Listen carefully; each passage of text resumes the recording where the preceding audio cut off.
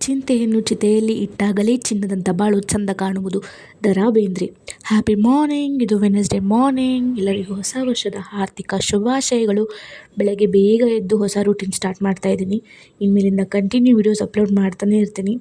ಆಮೇಲೆ ಎಕ್ಸಸೈಸ್ ಮುಗಿಸ್ಕೊಂಡು ಕಾಲೇಜಿಗೆ ರೆಡಿ ಆಗ್ಬೇಕಂತ ಹೇಳಿ ಕೆಳಗೆ ಬಂದೆ ರೀ. ಅಷ್ಟಾಗ ನನ್ನ ಫ್ರೆಂಡ್ ಮನೆಗೆ ಬಂದಿದ್ಲ. ಸೊ ಅವಳ ಜೊತೆ ಕಾಲೇಜಿಗೆ ಹೋದೆ. ಆ್ಯಂಡ್ ಇನ್ನೂ ಕ್ಲಾಸಿಗೆ ಭಾಳ ಟೈಮ್ ಇತ್ತು. ಆ್ಯಂಡ್ ಮತ್ತು ನಾವು ನಾಷ್ಟನೂ ಮಾಡಿರಲಿಲ್ಲ ಇನ್ನು. ಸೊ ಹಂಗೆ ಕ್ಯಾಂಟೀನ್ಗೆ ಹೋಗಿ ಇಡ್ಲಿ ತಿಂದೆ.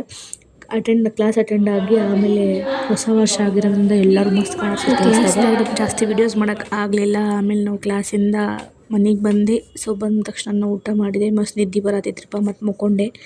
ಆಮೇಲೆ ಈವ್ನಿಂಗ್ ಎದ್ದು ಸ್ವಲ್ಪ ಗುಡಿಗೆ ಹೋಗ್ಬೇಕಂತ ಅನಿಸ್ತು. ಸೊ ಗುಡಿಗೆ ಹೋಗಿ ಬರೋಷ್ಟ್ರಾಗ ಮಮ್ಮಿ ಅವಲಕ್ಕಿ ಮಾಡಿದ್ರು. ಅವಲಕ್ಕಿ ಮತ್ತು ಚಾ. ಸೊ ಅವಲಕ್ಕಿ ಮಸ್ತ್ ತಿಂದೆ.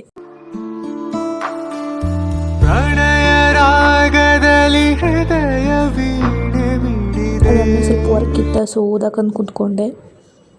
ಓದಿಂದಾದ್ಮೇಲೆ ಮೆಂತೆ ಕಡುಬು ತಿನ್ಬೇಕು ಅನ್ನಿಸ್ತು. ಸೊ ಮಾಡಿಸ್ಕೊಂಡು ತಿಂದು ಆಮೇಲೆ ಟೈಮ್ ಆತ್ರಿ. ಕೂತೇನಂತ ಮತ್ತೆ ಸಿಗ್ತೇನಂತ್ರಿ. ಬಾಯ್ ಬಾಯ್.